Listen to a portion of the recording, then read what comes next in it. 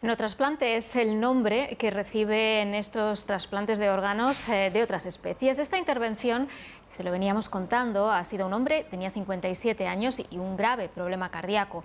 En Estados Unidos supone un gran avance, pero en general para todo el mundo. Vamos a hablar con Beatriz Domínguez Gil, que es directora de la Organización Nacional de Trasplantes. Muy buenas tardes. Muy buenas tardes. Estamos ante un paso de gigante en el desarrollo de este tipo de trasplantes entre especies. Sin duda alguna, tenemos que analizar esta noticia todavía con cautela porque es cierto que la hemos conocido a través de los medios de comunicación y es importante que sea publicada en la literatura científica y conozcamos muchos de los pormenores del procedimiento, en qué ha consistido la modificación genética, qué tratamiento inmunosupresor se ha proporcionado al receptor, cuál ha sido específicamente la indicación de trasplante. Es decir, tenemos muchas incógnitas, pero desde luego se trata de una verdadera revolución que nos aproxima a la realidad clínica del xenotrasplante después de décadas de investigación de este trasplante interespecies.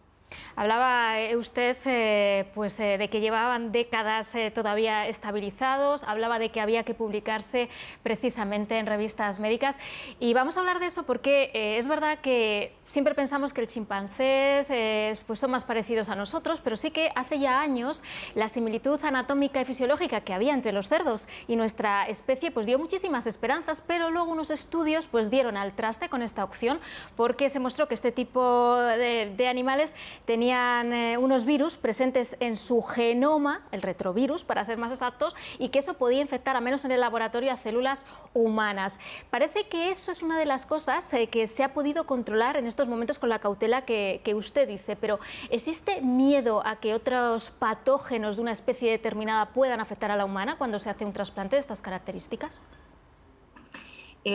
El salto que se ha producido cualitativamente con este trasplante cardíaco y con el trasplante renal al que antes se referían, que se efectuó en octubre en una mujer en muerte encefálica, este es el primer procedimiento que realmente se realiza con una finalidad terapéutica entre especies en la época moderna. La gran revolución ha venido de la modificación genética de ese cerdo en diferentes sentidos. Por una parte, entendemos, e insisto en la cautela porque no hemos leído en la literatura científica el procedimiento, pero entendemos que la modificación genética ha podido ir en varias líneas.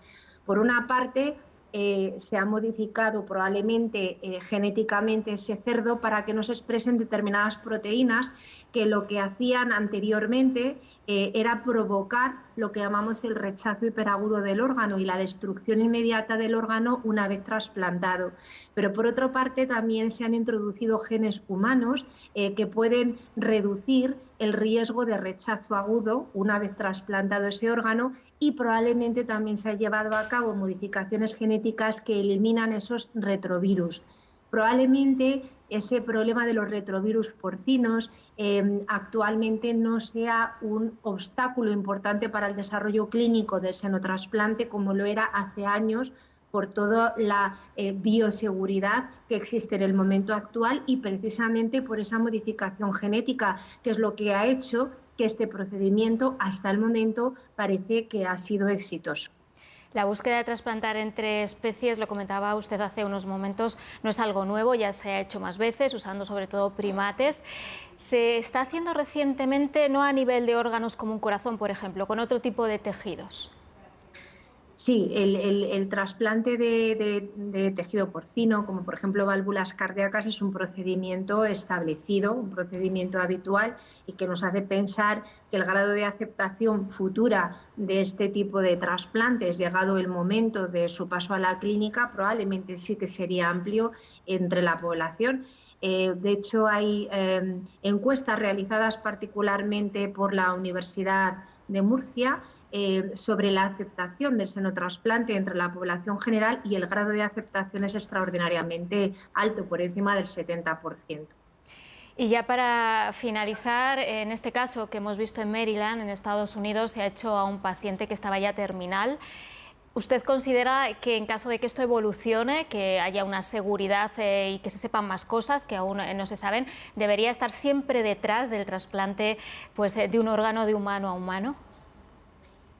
Todavía es difícil intuir cómo evolucionará el desarrollo del senotrasplante, pero intuyo que si efectivamente se comprueba a medio o largo plazo la seguridad y la eficacia de este procedimiento, podríamos intuir una situación en la que bien el senotrasplante se pudiera utilizar como puente a un trasplante convencional para pacientes que por su situación clínica no pueden esperar a que llegue el órgano adecuado, o quizá podrían coexistir los dos tipos de trasplantes si pudiéramos considerar en un momento determinado el senotrasplante como una terapia definitiva para determinados tipos de pacientes. Pero yo intuyo que llegado el momento podríamos llegar a una situación de coexistencia de ambos tipos de procedimientos. No obstante, queda todavía mucho camino por recorrer y muchas incógnitas que resolver.